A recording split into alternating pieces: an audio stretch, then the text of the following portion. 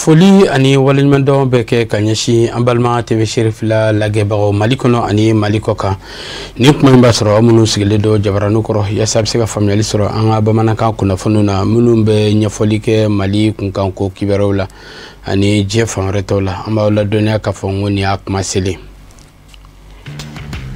Minisiriso min ka baara ɲɛsinnen bɛ baarako ani baaradege n'o ye ministère de l'entrepreneuriat national, de l'emploi et de la formation professionnelle ka sanga ni u ka laɲini ye u bɛ ka dɔnni kawɛrɛli kɛnɛba labɛn ka ɲɛsin maa minnu kalannen bɛ arabukan yaasa u bɛ se ka baaraw lakodɔnya n'u yɛrɛ ye cogo min na n'o ye montage de projet. O de ye an donkan ye bi bakuruba kunnafoniw na caman na fara minnu kan k'olu kɔnɔ kuma lase aw ma. An b'a fɔ aw ɲɛna nka aw bisimila.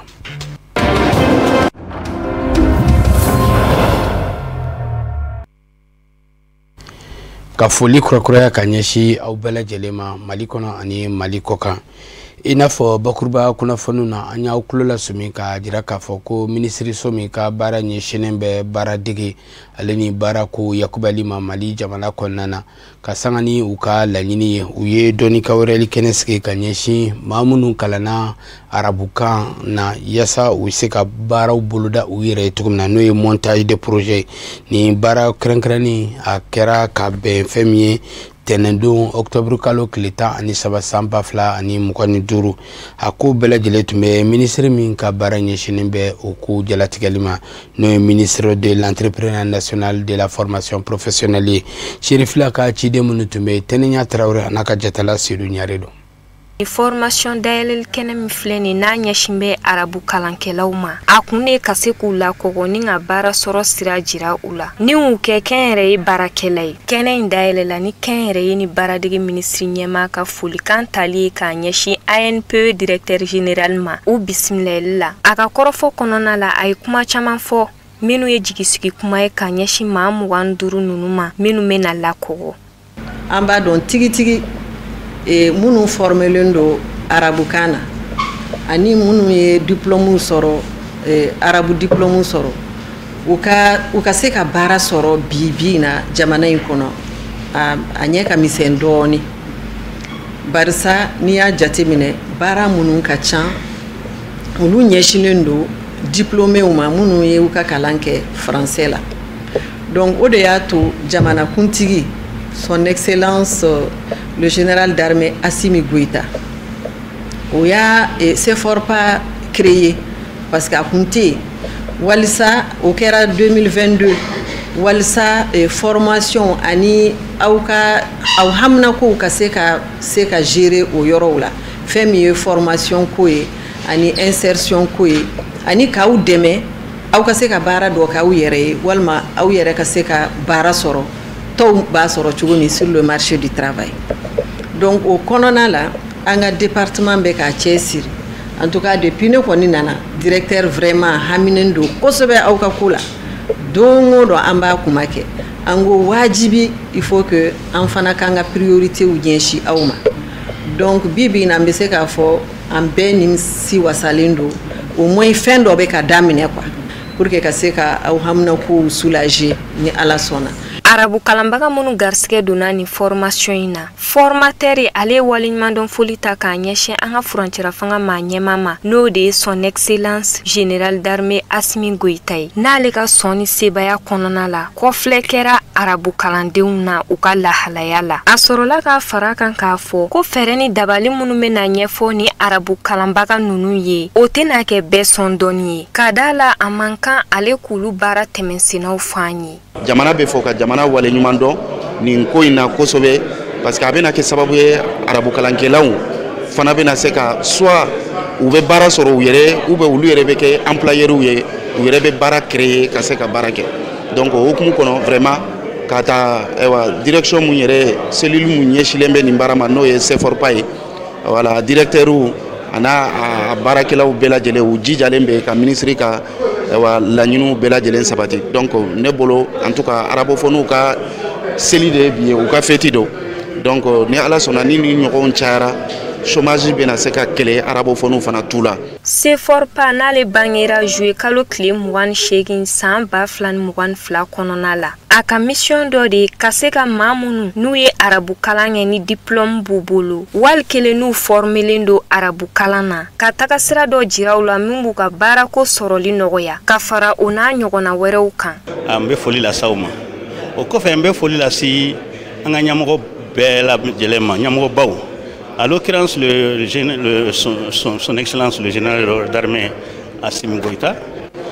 Voilà olu minnu kɛra sababu ye ka cellule nin doit signer cellule ni jigisigi yɔrɔ de dɔ ye arabophone ma u yɛrɛ b'o fɔ n'an ye ɲɔgɔn ye dɔrɔn ko la CEFORPA est un espoir. Ils le disent. Donc an b'a fɔ a ka hakilina in na a ka dɛmɛ in na bon an fana kɔni min bɛ bilalen b'a a ko ɲɛnabɔli la an b'an cɛsiri an b'ale fɔ an b'a ka gouvernement mɔgɔ bɛɛ lajɛlen fɔ et singulièrement notre ministre vraiment qui est avec son leadership là an sina ka ko caman ɲɛnabɔ ɲina an bɛ foli ni tantoli bila ka taa di madame le ministre ma vraiment. An b'aw ladɔnniya k'a fɔ ko ni session de formation min ɲɛsin bɛ arabu kalandenw ma a kuntagala de bɛ t'i jɔ tile 5 la. Kunnafoni nasira wɛrɛw fɛ délégation ba min bɛ tali kɛ transporteurs o ni jagokɛlaw minnu bɛ wulikajɔ bonya kosɛbɛ mawulidu ale ni ziyara kumaw wagatiw la ka bɛn ni o maa ɲɛmaw ka laɲini u y'a kanu ka wuli kana foli ni bonyamasegi kɛ ka ɲɛsin Mali alisalamɛ ɲɛmaw ka tɔnba Haut Conseil islamique du Mali maa ɲɛma Mali alisalamɛ diinɛ ɲɛmaw ka fara ɲɔgɔn kan jɛkuluba groupement des leaders spirituels musulmans du Mali maa ɲɛma silamɛya dɛmɛtɔ Ansaru ɲɛjɔyɔrɔ la a Seyɛda Sherif Ousmane Madani Haidara a ka denbaya la Bankɔni Jankinɛbugu la Bamakɔ sigida fɔlɔ la bonyi kunti dɔwɛrɛ ye ka se kana foli ni barikada ni waleɲuman dɔ kɛ ka ɲɛsin a ma ka bɛn ni a ka bunahadamadenya dɛmɛni walew olu ni a ɲɔgɔnna wɛrɛw ma mawulidu ale ni ziyara kumaw la an ka ɲinikɛla Mamadu Ben Sherif Sumano ale tun bɛ a kɛnɛ kan Sherif la Jabaranso tɔgɔ la. Jagokɛlaw ani transporteurs ka jɛkulu farala ɲɔgɔn kan ka taa u ka nisɔndiya an'u ka kanu kurakura ka ɲɛsin Mali silamɛw ka jɛkuluba Haut Conseil islamique maa ɲɛma groupement des leaders spirituels musulmans du Mali maa ɲɛma alisilamɛya dɛmɛtɔ Ansaru ɲɛjɔyɔrɔ an karamɔgɔ Seydi Sherif Ousmane Madani Haidara ma ka sababu kɛ a bɛ cɛsiri ni wulikajɔ mun na kɛrɛnkɛrɛnniyala mawuludu ani ziyara baaraw okumu kɔnɔna la. O mun kɛra sababu ye olu bɛ jagow kɛ u bɛ u ka maaw ka taa ni ka segin transporteurs b'o kɛ o bɛ kɛ sababu ye ka fɛn caman na don olu kun u yɛrɛ ka fɔ la olu dɔw ye muso filananw ni sabananw furusow jɔra fɛn caman sɔrɔla ka sababu kɛ mawuludu ni ziyara u taara waleɲuman dɔ foli kɛ an karamɔgɔ ye. An ninnu minɛba Ala ka diinɛ sira kan fɔ alijinɛ kɔnɔ fɔ Firidausi la o cɛ in sigilen filɛ an karamɔgɔ walahi Ala b'a dɔn i sara de bɛ Ala bolo i sara t'anw bolo an karamɔgɔ i mɔkɛ kira tiɲɛ tabaw de filɛ nin ye n'o ye jagokɛlaw ye n'a ma faamu o la anw fa a n'an mɔkɛ n'o ye Ba Madani ye Ala ka hinɛ la o cɛ tabaw filɛ nin ye ale ka ɲɛnamaya kɛra jago de kɔnɔ o la anw bɛ waso ni jago de ye an karamɔgɔ jamana kɔnɔ ani jamana kɔkan jamana 40 ɲɔgɔnna san o san e de b'olu fara ɲɔgɔn kan jamana kelen kɔnɔ yan o jamana 40 mɔgɔ minnu min na an b'a fɔ olu de ma ko anw ka kiliyanw anw ka se ye mun ye a n'an ka laɲini ye mun ye n'u nana e fɛ yan u mago bɛ jɔ fɛn o fɛn na u k'a bɛɛ sɔrɔ an ka ba Maliba ye kɔnɔ nɔgɔya la an karamɔgɔ e sababu la an b'an ka san musakaw de sɔrɔ e sababu la an b'an ka nasɔngɔw de dafa an karamɔgɔ e sababu la an bɛ muso furu fɔ 2 3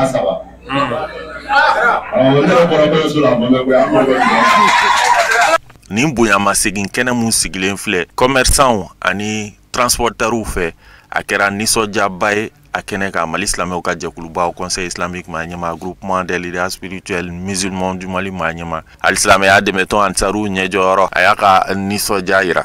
Katakatani fɛn fɛn bɛ transporter Mali kɔnɔ an de b'a bɛɛ représenter Mawudu ani Zara kɔnɔ o kun kɔnɔna la Mali transporteur bɛɛ y'a wasa don ne la ne de ye Suleman ko fana ye ni Zara ninnu sera ne de bɛ kuma télé la ka mɔbiliw taacogo n'u nacogo ani ka juguya ni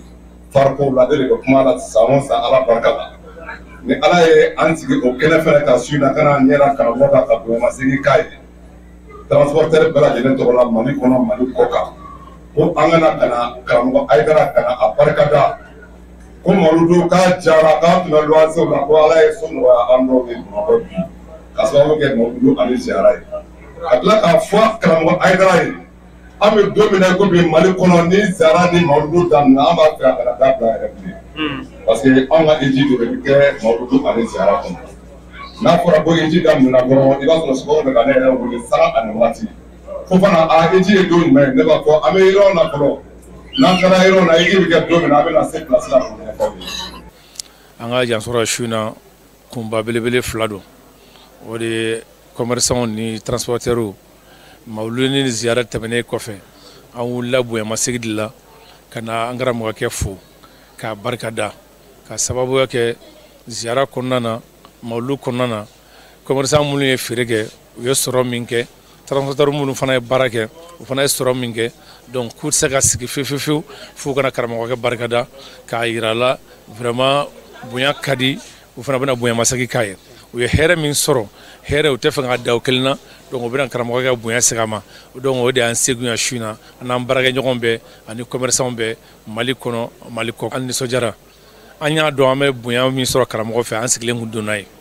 sabu ni ɲɛji sera karamɔgɔ ma i b'i ɲɛji cɛ. An b'a ladɔnniya k'a fɔ nin waliɲumandɔ kɛnɛ mun ni a labɛnna commerçants ani transporteurs fɛ minnu bɛ jago kɛ ani ka maaw ka taa ni ka segin nɔgɔya u bolo Mawudu ni ziyara wagati okumu kɔnɔna la a kɛnɛw kuncɛra ni Mali silamɛw ka jɛkuluba Conseil islamique maa ɲɛma groupement des leaders spirituels musulmans du Mali maa ɲɛma silamɛya dɛmɛtɔn Ansaru ɲɛjɔyɔrɔ an karamɔgɔ Seyid Sherif Usman Madani Ayidara ka dugawu sanumanw ye. Kabeni silamɛya dɛmɛtɔ Ansaru ka bɔ Bamakɔ ba numanbolo yan fan fɛ n'an b'a wele ko section de la rive gauche ka sanga ni a maa ɲɛmaw ka laɲini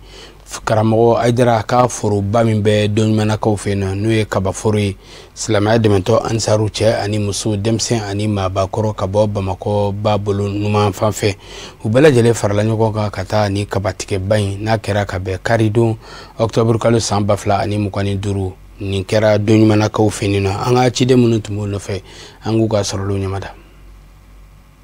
Ka bɛn ni silamɛya dɛmɛtɔ Ansaru ka bɔ Bamakɔ numanbolo yan fan fɛ n'an b'a wele ko section de la rive gauche u ka laɲini an'u ka baaraw bolodatogo ye Mali alisilamɛ ɲɛmaw ka tɔnba Haut Conseil islamique du Mali maa ɲɛma Mali alisilamɛ diinɛ ɲɛmaw ka fara ɲɔgɔn kan jɛkuluba groupement des leaders spirituels musulmans du Mali maa ɲɛma silamɛya dɛmɛtɔ Ansaru ɲɛjɛyɔrɔ a Seyid Sherif Usman Madani Ayidara ka dɔnɲumana furu a kaba bɛɛ lajɛlen tigɛra ka bɛn kari octobre kalo san 2025 cɛ ani muso denmisɛn ani maabakɔrɔ u bɛɛ lajɛlen y'a kanu ka ye nin kɛnɛ in kan ka se k'u ka nisɔndiya yira an'u ka kanu ka ɲɛsin karamɔgɔ Ayidara ma. Nakun ye karamɔgɔ kaba karili de ye ka bɔ a fɛngɛ na awɔ ka bɔ a fara la an nakun y'o de ye baara taabolo ka ɲi kojugu tiɲɛ yɛrɛ la an nisɔndiyalen don an fari fɔnnen don ka d'a kan an bɛ karamɔgɔ an t'a dɔn k'an bɛ yɔrɔ min tora an y'o sɔrɔ o kama tiɲɛ na an fari fɔnnen don wa nisɔn ka di awɔ n bɛ min fɔ an yɛrɛ ye o de ye cɛsiri ani jija ye nin sira in kan karamɔgɔ ma an nɛgɛn dɛ wa a m'an janfa an ta ye min sa cɛsiri ani jija karamɔgɔ min fɔ k'o lawaleya tiɲɛ yɛrɛ la nin kɔni an bɛ nin bɔ yen sisan ka taa ni Ala sɔnn'a ma an bɛɛ de fari fɔnnen don baara in kama tiɲɛ yɛrɛ la Ala ni karamɔgɔ kanu yɛrɛ kama wallahi tɔ foyi t'an na o de an bɛ tɔnden bɛɛ wele kana baara ma karamɔgɔ ye baara de fɔ an ye ani cɛsiri ani jija an bɛ bɛɛ de wele ka na baara ma sabu ni ma baara kɛ i tɛ kɛ hɔrɔn ye i y'a ye ni mɔgɔ mɔgɔ ma baara kɛ i tɛ kɛ hɔrɔn ye tiɲɛ yɛrɛ la an bɛ bɛɛ wele ka na o baara in ma ala ka sini kɛnɛya di an bɛɛ ma ala ka karamɔgɔ mɛn an ɲɛ k'an yɛrɛ mɛn a kɔfɛ ala k'an la ka denbaya la kisi ala k'u la kɔlɔsi ala k'an yɛrɛw kisi u kɔ ala k'an yɛrɛw tanga u kɔ an ka jamana ala ka bɔ bolo la an ka jamana ala ka bɔ bolo la ya rabbi jamanatigi n'u tilen tɛ ala ka n'u tilen n'u bɛ sira yɛrɛ kan ala ka n'u bila sira kan karamɔgɔ barika kama ala ka n'u fanga si jɔyɔrɔ in bonya n'a barika kama sɔli ala muhammad ni kabatigɛ in kɛnɛ kan silamɛya dɛmɛtɔ ansaru ka bɔ bamakɔ babolo yan fan fɛ a ma ɲɛma minnu tun bɛ kɛnɛ kan u nisɔndiyalen foli ni barikada ni waleɲumandenw kɛ ka ɲɛsin bɛɛ lajɛlen ma an bɛ foro la bi kabatigɛ hukumu kɔnɔ karamɔgɔ ka foroba min bɛ dɔɲuman na ni kɔrɔ an fan cɛ bamakɔ section y'i bolo lamaga an ye wele bila mɔgɔw ma u kana kaba in tigɛ sabu yɔrɔ ka bon kosɛbɛ an karamɔgɔ ka cɛsiri kɔnɔ mɔgɔw kɔni bɔra a yɛrɛ ɲɛ bɛ jamana malgré gɛlɛya bɛ yen sansuko gɛlɛya bɛ yen karibilanko gɛlɛya bɛ dugu fan bɛɛ fɛ mɛ mɔgɔw nacogo y'an kamana gan kosɛbɛ mɛ mɔgɔw sɔnna ka na denmisɛnninw fana nana olu de filɛ an kɛrɛfɛ an ta minnu bɛ lamɔ anw senkɔrɔ ka kɛ cɛw ye sini o de la denmisɛnninw b'an kɛrɛfɛ kosɛbɛ an bɛ k'a tigɛ u bɛ k'a cɛ an balakaw fana bɛ côté dɔ in na u ka ca kosɛbɛ nisɔndiya mun m'an na u ye ale bi nin bɛ dɔ fara hadamaden ka cɛsiri de kan parce que karamɔgɔ y'o fɔ an ye ko an ka baara kɛ mɛ an ka kuma to yen an ka baara to a nɔ bolo ka kuma bi nin ye bamakɔ ka baara nɔ dɔ ye ka kuma an karamɔgɔ ka yamaruya kɔnɔna na an bɛ ala tanu k'a barikada k'aw yɛrɛ fo aw yɛrɛ mun fana wulila ka se anw ma yan depi waati jan depi foro kɛnɛkɛnɛ ka na s'a tigɛli ma tiɲɛ yɛrɛ la an bɛ ala barikada k'aw yɛrɛ fo ka waleɲuman dɔn ka tɔnden bɛɛ fo kaba yɛrɛ bɛ foro min kɔnɔ hectare 24 jate de don mɛ komi lemuru b'a la mɛ an ye kaba sɛnɛ yɔrɔ min na u bɛ se hectare 8 ka se 10 ɲɔgɔnna ma an bɛ se k'a fɔ a bɛ hectare 10 bɔ parce que dɔw bɛ kɔfɛ nin kan ka nin ye 8 ɲɔgɔnna ye bɛɛ bɛ tigɛ bi ni ala sɔnna a mɔgɔw décidélen don a yɛrɛ ɲɛ bɛ jama bɔcogo la n bɛ wele mun lase tɔndenw ma o ye hali bi cɛsiri ye sabu karamɔgɔ bi nin kɛ a bɛ fɔ ko karamɔgɔ ka ɲɔ de don mɛ anw de ta don sabu karamɔgɔ bɛ ɲɔbɔrɔ ba yirikaw de di san kɔnɔ tɔndenw y'a siri dɛsɛbaatɔw ma n'an y'a kɛ ka taa nin di karamɔgɔ ma a bɛ n'a fɔ a dira anw yɛrɛ de ma parce que a bɛ di anw yɛrɛ la dɛsɛbagatɔw de ma o la wele mun bɛ yen an bɛɛ k'an cɛsiri nin fɛn fɛ a bɛ cɛsiri di mɔgɔ ma ka a yira fana k'a fɔ i yɛrɛ kan ka i bolo kuru i yɛrɛ ka baara k'i yɛrɛ ka balo i yɛrɛ halala o y'an karamɔgɔ ka laɲini n'i y'a ye adamaden k'a fɔ i se ka balo i cɛbakɔrɔtɔ o b'ale dusu kasi mɛ an nali foro la a bɛ mɔgɔw jigi fa tɔndenw na tɔnden minnu yɛrɛ bɛ yen n'u yɛrɛ tɛ sɛnɛ yɛrɛ ɲɛdɔn mɛ n'a fɔra ko ka na u bɛ na ka na kɛ a kɛcogo la vraiment an nisɔndiyalen don kosɛbɛ an b'aw ladɔnniya k'a fɔ ni kabatigɛ in a b'i mɛn k'a lakale baw cɛ ni muso denmisɛn ani maabakɔrɔ sennamatigiw mototigiw nɛgɛsotigiw mobilitigiw a si ma sɔn nin ka fɔ u kɔ baw nin ye baara min ye baara kanunen don o de kama u bɛɛ lajɛlen y'a kanu ka y'a kɛnɛ kan yaasa u ye se ka a baraji n'a nafa n'a barika sɔrɔ a kow kɛra nisɔndiya ni muɲamuɲa ni karama kɔnɔna na baw fan bɛɛ lajɛlen fɛ bɛɛ lajɛlen nisɔndiyalen tun don ka bɛn ni nin baaraba in ye Donmana an bɛna bankɔni Jankinɛbugu la silamɛya dɛmɛtɔ Ansardine national ka sanga ni a ka maa ɲɛmaaw ka laɲini dɔnni ka wɛrɛli kɛnɛ o baaraw tun sigira sen kan n'a kuncɛli kɛra ka bɛn kari octobre kalo tile 12 san 2025 a kɛra silamɛya dɛmɛtɔ Ansardine national a Jabala la bankɔni Jankinɛbugu la dɔnni ka wɛrɛli a tun bɛ ɲɛsin maa minnu ka baara bɛ ɲɛsin wariko ma tɔn kɔnɔna na ka bɔ Bamako ani Bamakɔ Mali fan wɛrɛw fɛ yaasa u bɛɛ lajɛlen ka baara se ka faamu u fɛ cogo min na ka bɛn ni laɲini sabatili Penda Kone Sherifila Jabaraniso tɔgɔ la ale bɛ ɲɛfɔli kɛ a ko la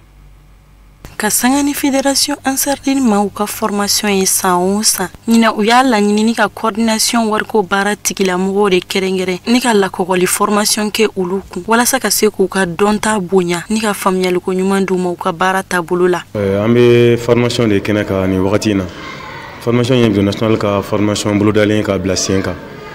bureau national la a sigilen don ka daminɛ comité la ka na sous section ka taa bila national la kun bɛ yen de kɔsa in na an ye conférence extraordinaire dɔ kɛ Ansardine ka sariya la a ka statut règlement yɛlɛma bɛ se ka don a la congrès senfɛ ani conférence nationale senfɛ o la an ye conférence extraordinaire dɔ kɛ min kɛra sababu ye ka yɛlɛma dɔ don an ka statut kɔnɔna na n'o de kɛra ka coordination bila sen kan coordination de ye région bureau ye région bureau min ni o bilala sen kan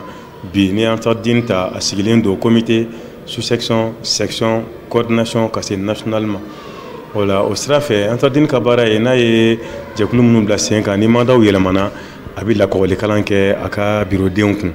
wala lakɔgɔliw caman kɛra ka kɔrɔ mais comme sisan ni coordination bilala sen kan wala wajibiyara kan a ka coordination a ka se ka olu fana former formation fana a kun delila ka wulikajɔ dɔw kɛ ka taa mara ninnu bɛɛ la ka se région bɛɛ la ka coordination bureau mɔgɔ bɛɛ a n'a contrôle ka u bɛɛ former mais nin sanga in kɔnɔ kɛnkɛrɛnma minnu bolo bi wariko baara la n'o de ye trésorier ani trésorier adjoint ka se finance inversement ma fo ka taa se commissaire compte ma a y'o mɔgɔ naani de wele ka bɔ coordination bɛɛ kɔnɔ ka se ka na olu former fana wariko yɛrɛ baara a donni a n'a bɔliw ani baara bɛ kɛ ni sɛbɛn o sɛbɛn ye wariko sira fɛ kana se ka na o former o bɛɛ la mais ka coordination yɛrɛ wariko baara tigilamɔgɔw ka olu wele kɛrɛnkɛrɛn ma ka na olu former an bɛ se ka fɔ nin y'o siɲɛ fɔlɔ ye et puis coordination kelen tɛ n y'a fɔ entretien ka baara ye ka nin formation na jigin n'a ye bureau o bureau sigi a b'a bureau bɛɛ former u ka baara kɛcogoya la mais an filɛ minnu ka kɛnɛ kan n'o de ye coordination waritigiw ye k'olu wele u damana kɛrɛnkɛrɛn ma ka na o former nin kɔni ye o siɲɛ fɔlɔ ye. Ni formation yɛrɛ kɛrɛnkɛrɛn la ni ka kɛ maa minnu kun olu y'u ka nisɔndiya n'u ka muɲamuɲa yira ni ka tila k'a fɔ ko ni formation in ɲafa n'a ɲɛci ka bon olu yɛrɛ ma kosɛbɛ u ka baara taabolo kɔnɔna na. Ni formation nafaba de b'a la bari u y'an wele siɲɛ fɔlɔ la ka taa Moti an y'o formation kɛ ni an ka deuxième tour ye Bamakɔ an ka wari mara wari bɛ don cogo di wari bɛ bɔ cogo di a dépenses a n'a taayɔrɔ an ka formation bɛ bolo o de kan alhamdulillah laɲini bɛ ne bolo k'a kɛ an ka ɲɛmaaw ye ni formation na bari an ka baara bɛɛ san 5 o san 5 i ka mandat san 5 o san 5 mandat kelen o bɛ dafa an ka baara kɔnɔna na bon sani o san 5 ka kɛ an ka laɲini ye fɛn min ye an ka ɲɛmaa bolo u k'a lajɛ n'u bɛ se ka an ka formation dafa sabanan na o bɛ baara nɔgɔya an bolo kosɛbɛ alhamdulillah u y'an wele ka na an bɛ baara min na o ye baliku kalan ye baliku kalan dun man nɔgɔ an kɔni b'a ɲini fɛ an nana formation na an k'an jija an formela min na n'an taara se an seyɔrɔ la an ka baara kɛ i n'a fɔ an ka ɲɛmaaw ye laɲini kɛ cogo min na o la an bɛ wasa sɔrɔ a la an bɛ kuntagada sɔrɔ a la. I ka dɔn k'a fɔ ni cérémonie de formation in kun cɛra ni an fana an karamɔgɔkɛ denkɛ a Seydi Sherif Iba Aidara ale ka foli ni a ka wale ɲuman dɔn ye. Association an ka bɛɛ maaya la a ka bolofara min bɛ Moriba bugu la n'o ye a ka comité de maaw ye u ka laɲini kɔnɔna na u ye barodala sigi kɛ ka bɛn ni octobre kalo ye o min talen bɛ ka ɲɛsin an balakaw ma n'an b'a fɔ a ma ko octobre rose o hukumu kɔnɔna na barodala sigi in sigira sen kan yasa ka se ka i da se bana ma bana min kɛlen bɛ degunba ye ka ɲɛsin an balakaw ma n'o ye fɛn min cancer de sein ale ni col de l'utérus ma barodala sigi a kow bɛɛ lajɛlen tun bɛ nin jɛkuluba n'o ye AKBM a maɲɛmaba n'o ye a Mali alisilamɛ ɲɛmaw ka tɔnba Haut Conseil islamique du Mali maɲɛma silamɛya dɛmɛtɔ Ansaru ɲɛjɔyɔrɔ Seyid Sherif Usman Madan Haidara denkɛ a Seyid Sherif Badra Ali Usman Haidara ale ka yamaru kɔnɔ Sherif la jabaraniso tɔgɔ la Abdoulaye Sogodogo tun bɛ yen nɔ k'a bɛ lakali Samayira Sanogo fɛ. Nin kɛnɛ in ye barolasigi de ye a labɛn na association an ka bɛɛ maaya la a comité de fɛ ka bɔ Moribabugu laɲini min b'i la o de ye ka hakili falenfɔlɔw kɛ ni an balakaw ye ka ɲɛsin sinbo ani wolondugu bo mɔ ka sangani ni kunnafoni di kɛnɛ in ye a labɛnbaw b'a la ka musolakaw de su yɛrɛ sɛgɛsɛgɛli de mɔ walasa ka dɔn k'a fɔ u ka kɛnɛya bɛ cogo di. Bana min bɛ jɔn la nɔgɔ kana t'o k'i sɔrɔ cancer de sein ye bana ye a tiɲɛni nɔ ka bon kojugu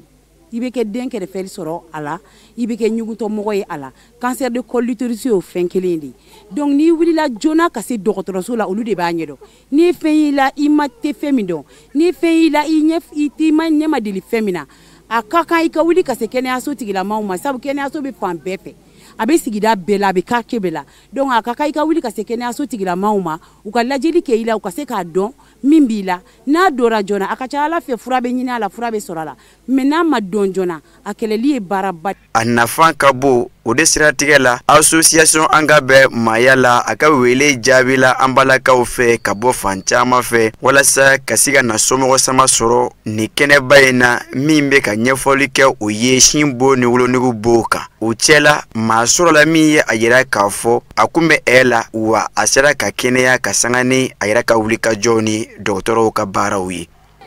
Ne bɛ mun ɲini balimamusow fɛ n'aw y'a jateminɛ ka fɔ aw ka sigida la ou bien aw balimamuso tɔw la mun ko kuru bɔ mun na ou bien minnu man kɛnɛ a b'a f'u ɲɛna k'u ka to u ka wuli ka se dɔgɔtɔrɔw ma u ka sɛgɛsɛgɛli kɛ sɛgɛsɛgɛli mana kɛ joona n'an b'a fɔ mun ma ko dépistage précoce cancer bɛ se ka kunbɛn ka sɔrɔ a ma se hali fura ninnu chimio ni radiothérapie ninnu ma cancer bɛ kunbɛn joona o b'a to hali ka ɲɛnɛmaya kɔnɔ fɛn dɔw bɛ yen mun t'i sɔrɔ tuguni donc bɛɛ ka wuli i ka to k'i yɛrɛ sɛgɛsɛgɛ kuruko tɛ dɛ i ye kuru ye o i ma kuru ye n'i ye muso ye ka ban i ye bogotigini ye wuli san o san i ka taa dépistage kɛ a tɛ foyi kɛ parce que an bɛ ruban mun donna octobre rose la an disiw kan o ruban donni ka d'an ye mais an t'a fɛ don dɔw la yanni ruban ka don sin prothèse u b'a fɔ min ma ko prothèse ni sin tigɛra i bɛ prothèse de don an t'a fɛ mɔgɔ si ka kɛ prothèse donbaga ye tuguni. A kɛtɔ ka ka nisɔndiya sɛbɛkɔrɔ danganamaya ka sanga ni baara in labɛnni ani a tɛmɛcogo ɲuman ye baw a kɛra wasa ye association an ka bɛn maaya la a président d'honneur ni o ye a conseil d'administration o ma ɲɛmaa ye a Seydi Badara Aliyu Usmane Aidara a ye foli ta ka ɲɛsin baara labɛnbaw ma. Octobre rose nataw ka a fara an ka activité traditionnelle kan san o san ni kalo in mana se a kana tɛmɛ fo an ka bɛn maaya la jɔyɔrɔ ye min y'a la f'a k'o kɛ ka sababuya kɛ an ye fɛn min bɛ nin kɛnɛ in kɔnɔ a ye an wasa fo ka se parce que hinɛ jigira dusukun na faamutigiw minnu n'u hakiliw bɛ ɲɔgɔn fɛ minnu mana nin témoignage in kumakanw mɛn u b'a dɔn k'an ka wuli ka jɔ min sabati vraiment n bɛ segin k'an balimamuso de fo n ye témoignage jɔ k'a fɔ a ka courage la a sera ka na mɔgɔw sensibiliseli min kɛ n'a ka témoignage ye vraiment k'a fo la dan tɛ foli min na n nisɔndiyara fo ka se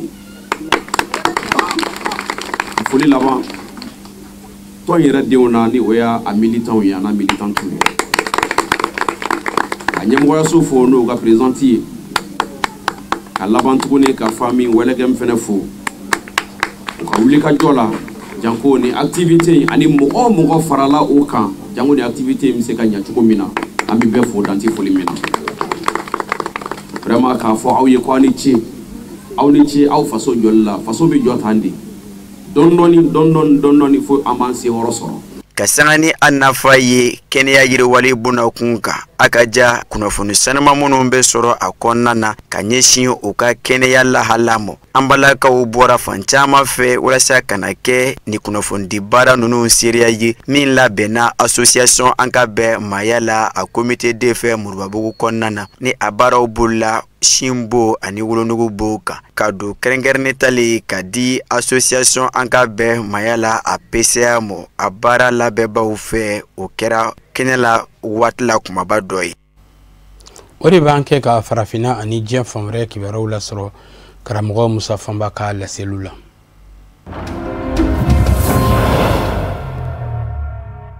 Farafina jamanaw maraba kɔrɔw de bɛ ka Irisila jamana jaki bi k'a fɔ Irisila jamana jɛli farafina jamanaw fɛ bi n'an bɛ ni farafina jamanaw basigibaliya ye. Irisila minisiri min ɲɛsin bɛ Irisila ni jamana wɛrɛ ni ɲɔgɔn cɛ koɲɛ ɲɛnabɔw ma Sergei Lavrov a ka sigi dɔ sen bɛ a ko fo a ka sidɔn k'a fɔ Irisila jamana kɛlɛbolow minnu bɛ farafina ni o ye Afrika kɔri kɛlɛbolow do minnu bɛ Irisila surasiya minisiriso ka bolo kan wa baara ɲɛdɔ bɛ u la u tati se ma nanama sumani mu u tati se ma nanama sumani bololafɛn mu Sergei Lavrov y'a jira k'a fɔ farafina maraba kɔrɔw kɛrɛnkɛrɛnnen ɲɛna Faransi jamana a ka Irisila jamana jaki k'a fɔ Irisila jamana ka jɛ farafina fɛ lakanako nasira kan ko a n'an bɛ ni tiɲɛni ye farafina kɔnɔ ko Faransi jamana tɛ se k'i sinsin danganiya foyi ka o rɔ Irisila jamana kɛlɛcɛw minnu bɛ farafina kɔrɔmasurun bolo ma minnu bɛ Mali jamana kɔnɔ u nana Mali kɔnɔ ka sanga ni Mali jamana ɲɛmɔgɔw ka wele de ye o kuma u bɛ Mali jamana kɔnɔ sariya dɔ de darɔ Irisila minisiri Sergei Lavrov ko Fonyongo minle Mali jamana na siginyon jamana Algeriche. Fonyongo do minu tayoro bita soro. Fo Faransi jamana ka marap mau. Yani jamana ukuka yerema horonya soro. Akuba o Faransi jamana yani yerema horonya ka de farafina jamana umo. Wale kele yani farafina jamana ukuka yerema horonya nyini. Faransi jamana de kumbi. Wa yerema horonya usoroto Faransi jamana de down di. O down minu ndira. O kololo de lene nyebi kana ni fonyongo ye Mali na siginyon jamana Algeriche. Kerengere ni nyana shia mime Mali jamana kono na dobe soro Algeri. Burudame uka mugu ni kise banamini uni Mali jamana che. Ko Faransi jamana ka kola benendo kabini domi daumbiti ka jamana udamvara. Serge lavora buku ni ale ere nyininga. Ale bafo Faransi jamana ma nyemo udoni kamo uyadabwa kamo. Kani mvonyongo inde nyesigi adu. Serge lavora buku au ka farafina sigi chugo lajeke. Jamana uminu me farafina gunka. Ibi danje ye jamana do ni nyonje. Ibi yere nyininga danje seraka ye ni jamana la ni nyonje chugo me. Ukoro masuru doye Kongo Kinshasa, Burundi, Rwanda, Shia uchayara ebe. Iba soro Shia nunu dodoni be a jamana sababu bela. Utu be Kongo, abe Rwanda, abe Burundi, abe Uganda, Tutsi be Kongo, abe Uganda, abe Rwanda, abe Burundi. Konga danja uminu njira Faransi fe ani maraba koroto uya daba kama kafonyongo de nyesigi farafindeu ni nyonje. Akomi Algeri ni Mali ka fonyongo yi. Serge lavoro buku bibina. Irisila jamana ma nyama ni a jamana law nyama ube manyonya ula. Wa yembe ka fo bi fonyongo ka bo jamana law che Mali ya Algeri akadi jamana law yi. Wa irisila jamana ma nyama ula bembe useko biseka ke minye uroka fonyongo yveneba. Ninye irisila ministri kapuma ye ministri minya shima irisila ni jamana wara ni nyonje kwenye na bomo Serge Lavrov sigido simbe.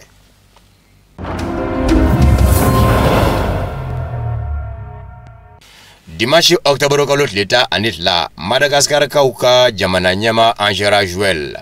Kuna fonu nanani aye kafo Faransi jamana panguru doye ata. Madagascar kono ninga tana ye guni doka. Amba ulodoni kafo Madagascar yere adama gumbene ye. Takerani Madagascar jamana nyama ye gumino no ye Sainte Marie. Kwa bito isa ka Faransi jamana ka yoro mara le do la soro mimi wile ko Île de la Réunion ko fena ye gumwere ye. Na sera isa akanga ta fami ngoni mve. Ona buguna tike. Bebe na Madagascar jamana nyama Angela Joel a yoro mado. Faransi jamana ma nyama ko ninye ajira. Faransi jamana kuna foni njarinzo ka fola ka fo Faransi jamana keleje utna na Madagascar ko ubu sindo mangaino. Madagascar jamana nyama Angela Joel gwena kabo fangala jamana deunde fe ka sabuke gweleya ye jamana deunga. Anana fanga na chugomi wale kele aedoka fanga binjugomi afeneka fanga binatindi. Hakele jigena san 2009 Angela Joel demisenjema gwenindu ma daula ma fenedu Madagascar faba Antananarivo o Mary Badu amakadi ka sabuke kumakela do kuna foni disodola arajo sanga bela adalaka la membe jamana de unga toro atura kulu lasi foka na Maria soro Madagascar faba la Antananarivo ninga wili ki jo fanga nofe odo Margaravaloumana ndebe fangana ofenana na onachogo fenano kasaboke Margaravaloumana ni yito Madagascar faba Antananarivo faba Maria de la ka Madagascar jamana nyama odoni kamo didirat sirke ko gwenga bo fangana didirat sirke tato aye fanga Khalifa Surasula ye fanga takadi Margaravaloumana ni mo ni demisenjima gweni vana sa 2009 ale o defeneke Margaravaloumana na kito Maria la Antananarivo kele o kuna faba la ninga Margaravaloumana ni kwa wili ka wafanga na ofene tato e fanga di Surasu ye fanga la segi Angela Joel mo. Sa 2009 wa soro nisoko ya tama ubunya na fa bela jelela. Angela Joel be jamana deunye utara jamana nyema daga yoro palemine. Margaravaloumana aye fanga bla Surasu ye fanga taka la teme. Demisenjema gweni Angela Joel ka buluka. Jienseleke nani tomba Nations Unies. farafina tomba Union Africaine olu ye wuli ka joke ka surnani donge a jirala ka fo Angela Joel demisenje ba woni atise ka toni fanga ye ni njogo ino bawo jamana de uma kala takashiki okuma furanjero fanga akatemelo ye kalata kalabe anyana maye maminye ako jira kasangani benganda lenye ako deme okake jamana nyema ye aye markara valumana ni mimene gwenga bo fanga na ofeneti kambode ofene bisigi nyana majira ko deme no sira kake jamana nyema ye furanjero fanga kera Madagascar sa nani ngono ninga nani jamana kundigesiki kalatawi o demisenje magoni na manye ko madaula madu Angela Joel aye maminjira kalatara odeye ka marka ravaloman jamana nyama koro ka majira lebi onane fangana no kunye ministry menye shine kuno soro ko ni musaka ko mo sa 2013 kalata mindara oka oya soro fanga jara okumve oni demisenche magoni Angela Joel mingera sababu ye ka jira kwa kake jamana nyema ye fora nyongo nga kalata kele oya soro chie dirasa Angela Joel mo kabise ka kambo jien dira marka ravalomanan mo ka fene bise ki kambo uma fla utara nyonzoro barabla folila demisenje magoni Angela Joel kera jamana nyema ye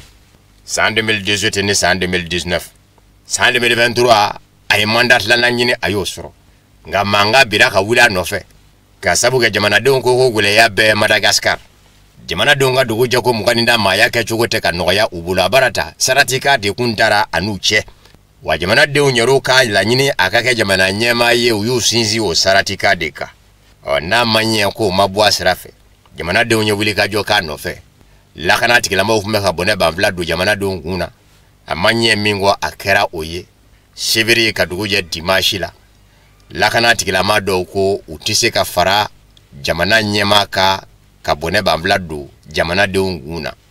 surasi ya fa do farala nisoko ya tama na uka Antanana River Madagascar fa bala ko jamana nyema ka fanga bla ko surasi to uka na fara jamana de unga unafoni ko ni nana naye ka fo faransi jamana nyema Emmanuel Macron ode surasi ya panguru do bla kata labo teliyala Madagascar kasanga na ere kala nyini o anana fanga na chugomi mabise ka fo atara uta chuguro nga faransi jamana nyema Emmanuel Macron nga surasi panguru bla kana bochugo nyini jamana kono mi vole kundu fanga sinamatomve akamanda lana nyini ma ko amanga akikambo ka jamana nyama ya nyini Madagascar ka sabu ke faransi jamana la ko don zebebe abulo Madagascar sharia sumba dungeme ka jira ka fo wala sai ka ke jamana nyama ye fo ka soro jamana la ko don zebengele ndebe ilano ye Madagascar tai o faransi jamana de nyami ni obela ode kamo Emmanuel Macron na no fe katana ye wa nyini ngali to mi bayi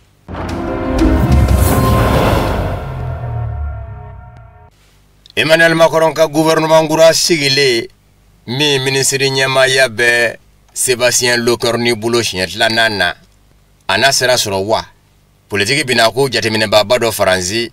ko Paul Antoine ale ko Emmanuel Macron ka fanga be ka faransi jamana donvle la towi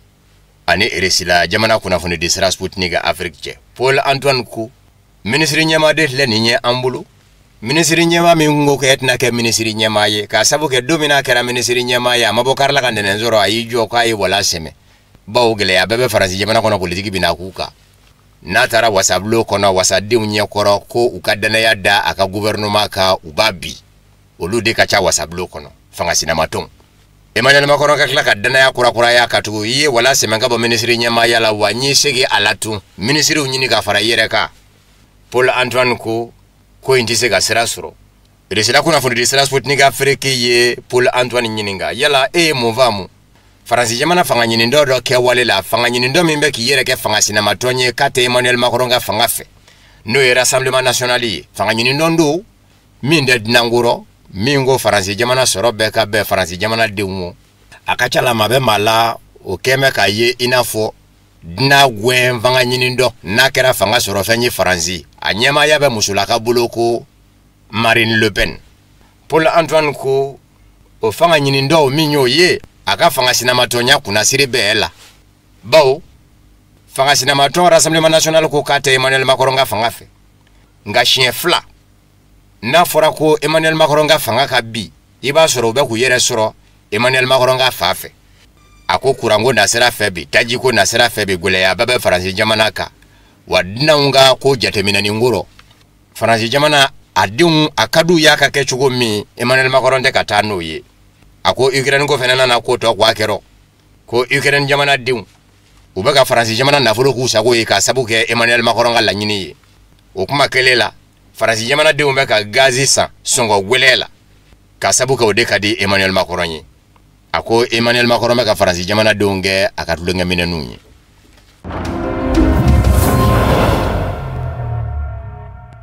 Ameriki jamana ɲɛma Donald Trump ye a jira k'a fɔ a laban bɛ sɔn ka mugu filita dɔ di Ukraine jamana ɲɛmaw ma u k'u yɛrɛ dɛmɛ n'o ye u ni Rusila cɛ kɛlɛ la mugu filita min wele ko Tomahawk.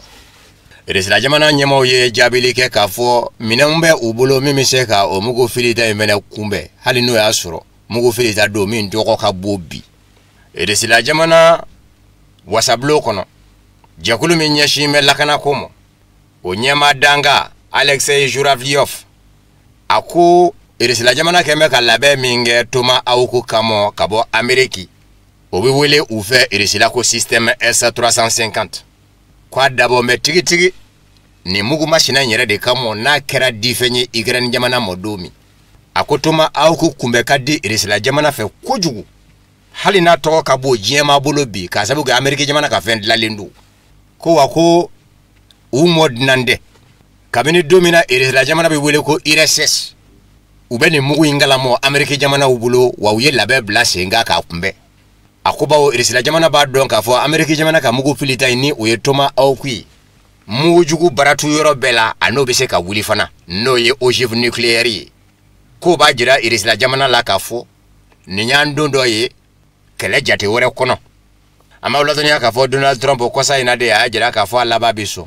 ka u ka mugu filita Tomahawk di Ukraine jamana ma k'i yɛrɛ dɛmɛ ni o ye ani Rusila cɛ. Rusila jamana ɲɛma Vladimir Putin ye a jira k'a fɔ ni Ameriki jamana ka mugu filita Tomahawk kɛra di fɛn ye Ukraine jamana ma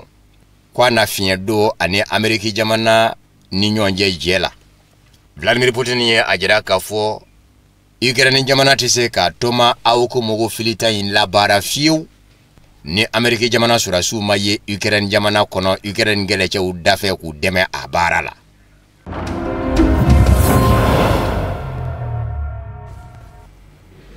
O de fana bɛ dansiri bi bamanankan kunnafoni sɔrɔlen na minnu farala ɲɔgɔn kan kunnafoni di so ɲɛmɔgɔyaso fɛ ka lase aw ma ka bɛn ni nin waati kofɔlen foli bɛ kurakuraya ka ɲɛsin an filɛbagaw Mali kɔnɔ ani Mali kɔ kan k'a fɔ ko ni Ala sɔnna aw ni ne an bɛ ɲɔgɔn sɔrɔ laseli wɛrɛ aw k'an bɛn jan waati wɛrɛ.